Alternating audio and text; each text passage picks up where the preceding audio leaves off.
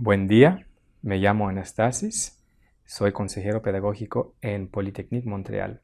Hoy les voy a hablar del tema del aprendizaje activo. La presentación está en dos partes. En esa primera parte vamos a ver un poquito de qué se trata, qué quiere decir el aprendizaje activo, algunas definiciones, quizás un poquito pensar, reflexionar en lo que significa para el estudiante que está en una situación de aprendizaje y lo que significa en la segunda parte para el profesor o su trabajo de manera cotidiana, qué significa, cómo se tiene que organizar, qué tipo de actividades puede ofrecer a los estudiantes. Entonces, los objetivos, por la primera parte, el objetivo es aceptar de introducir un cambio pedagógico para fomentar el aprendizaje activo en el salón de clase. Y por la segunda parte, escoger los métodos de enseñanza-aprendizaje apropiados en relación con las capacidades que se quieren desarrollar. Para empezar, unas preguntas. ¿Qué significa el aprendizaje activo? ¿Cuándo se puede considerar que el alumno ha logrado un aprendizaje auténtico? ¿Y qué experiencias personales tienen con el aprendizaje activo? Antes de hablar del aprendizaje activo, quizás darnos una idea de qué es el aprendizaje. Susan Ambrose en su libro dice que el aprendizaje es un proceso, no es un producto. Pero el problema con eso es que el proceso está adentro de la mente, de la cabeza del estudiante, no se puede observar directamente. Y por eso necesitamos el producto, lo que ella dice products o performance, para observar que sí se hizo, que sí se logró el proceso del aprendizaje. También involucra un cambio que dura, es decir, que el estudiante en el tiempo va a seguir haciendo lo que aprendió en varias situaciones.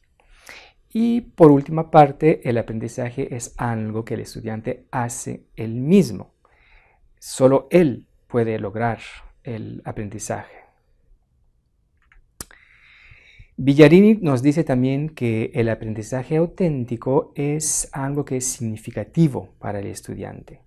Ahí toca un poquito el tema de la motivación, donde el estudiante es activo y reflexivo.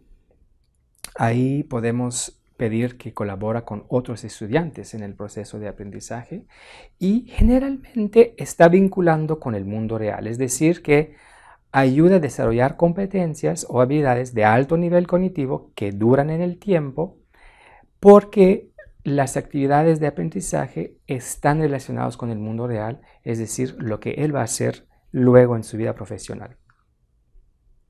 Ahora, ¿por qué queremos el aprendizaje activo? ¿Será porque los maestros de hoy no son tan buenos como los de ayer? ¿O porque los estudiantes de hoy no pueden aprender como los de ayer? No creo que ninguno de los dos sea peor o mejor que los de ayer. Entonces, ¿por qué cambiar nuestros métodos de enseñanza? ¿Qué ha cambiado entre ayer y hoy? Yo creo que una de las razones principales es la disponibilidad de la información. Hoy en día el estudiante puede ponerse en una plataforma como Google, buscar información sobre un tema y en cuestiones de fracción de segundo encontrar muchísima información. Entonces el problema que encontrábamos anteriormente, que la información está ubicada en un libro, generalmente, perdón, el libro solo el profesor tenía acceso o había muy pocos libros disponibles para los estudiantes. Hoy ya ese problema ya no lo tenemos. Otra imagen, aquí podemos ver cómo se tomaban apuntes, ¿no? Tomar notas. Es decir, qué actividad se hacía en los salones de clase.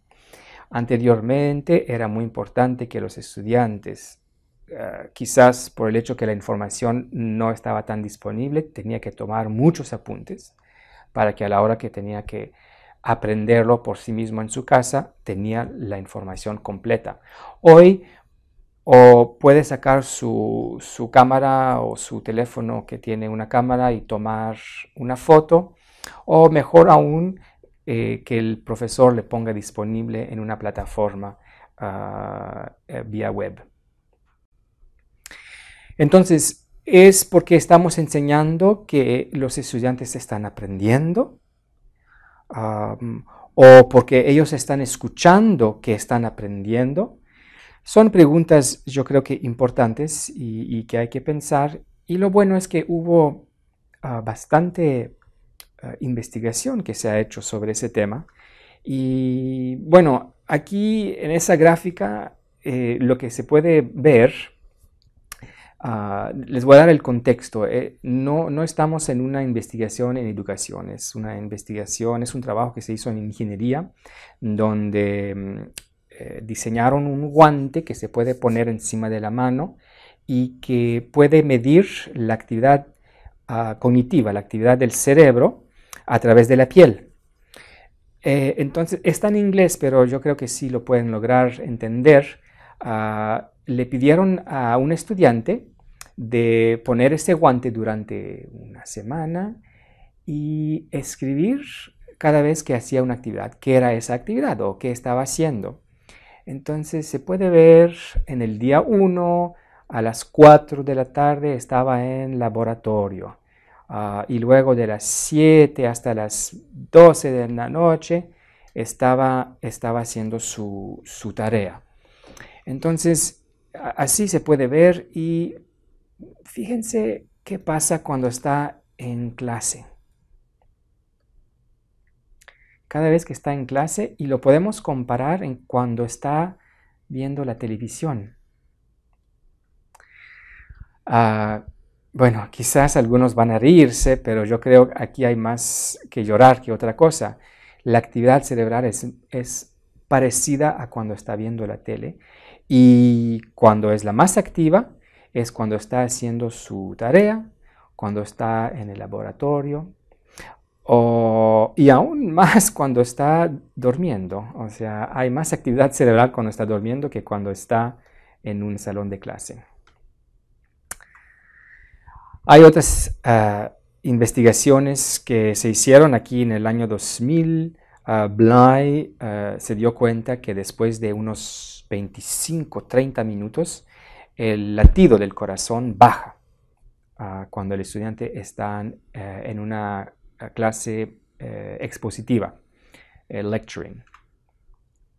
También se dio cuenta que cuando hacemos una pausa, después de una hora más o menos ahí, pausa en la exposición y pedimos que el estudiante haga algo, piensa en una pregunta o resolver un problema, su capacidad o su atención, aquí relacionado con otra vez los latidos por minuto, aumenta.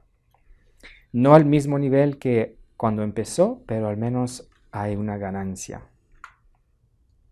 Aquí otra investigación interesante se hizo con 6,000 estudiantes cursos de física en un examen de mecánica. Y estaban comparando una clase interactiva con una clase más tradicional, expositiva. Y lo que se puede ver es la ganancia entre el pretest y el post-test de este examen, de este test. Entonces, en rojo son las clases tradicionales. Se pueden ver que están ubicados más aquí. Y en verde son las clases más aprendizaje activo. Entonces, la ganancia es mucho más fuerte en ese tipo de enseñanza. ¿De qué se trata todo eso? Yo creo que es un cambio de paradigma donde estamos pasando de la enseñanza hacia el aprendizaje. Hoy no queda ninguna duda que el método expositivo, es decir, la transmisión de información, no es el más eficiente para ayudar a los estudiantes en el desarrollo de sus conocimientos y de sus capacidades. Un estudio de Freeman, muy recién, 2014, hizo una metaanálisis de más de 200 estudios y se dio cuenta que hay un efecto significativo. Entonces yo creo que eso, con toda esa base teórica de investigación, nos dice que hay que hacer algo diferente, hay que hacer más. A veces hay que innovar. ¿Y qué quiere decir innovar de manera en una clase? O sea, una innovación pedagógica. Béchard de Peltier nos dice que es una actividad deliberada que pretende introducir novedad en un contexto dado y que busca mejorar de manera sustancial los aprendizajes de los estudiantes en situación de interacción o interactividad. Lo importante aquí yo creo que es mejorar de manera sustancial los aprendizajes. No es de innovar solo por innovar, pero lo hacemos porque pensamos que va a mejorar eso y los estudiantes están en interacción y en interactividad. Es decir, no es solo el profesor que está hablando, también los estudiantes tienen algo que ver. Algunos ejemplos de innovaciones: hay las innovaciones tecnológicas, la innovación curricular. Por ejemplo, en Chiclayo, en la USAT, hicieron un diseño curricular basado en competencias, lo mismo para Polytechnique Montreal, y algunas innovaciones pedagógicas: problem-based learning, project-based learning, estudio de caso, que son actividades, métodos de enseñanza un poco distintos del método tradicional. Ahora, la tentación o la trampa es de pensar que estamos innovando utilizando nuevos métodos, pero en realidad haciendo lo mismo en el salón de clase. Entonces, esa imagen, eso es lo que quiero representar aquí. ¿Qué es el aprendizaje activo? Entonces, muy sencillo, dos condiciones. Dos condiciones esenciales. La primera, los estudiantes deben hacer una actividad aparte de escuchar al profesor y tomar notas. Y la segunda condición es que la actividad debe estar en relación con los conceptos, los materiales, objetivos de aprendizaje del curso. Si cumplen con esas dos condiciones, pueden considerar que tienen una situación de aprendizaje activo. Y otra vez la premisa que el profesor no puede aprender para el estudiante. El aprendizaje es algo que solo el alumno puede lograr por sí mismo. En conclusión, yo creo que es una tautología de decir que el aprendizaje es activo. El aprendizaje siempre es activo. No es algo que el estudiante puede lograr sin una actividad propia. Y con eso vamos a pasar a la segunda parte.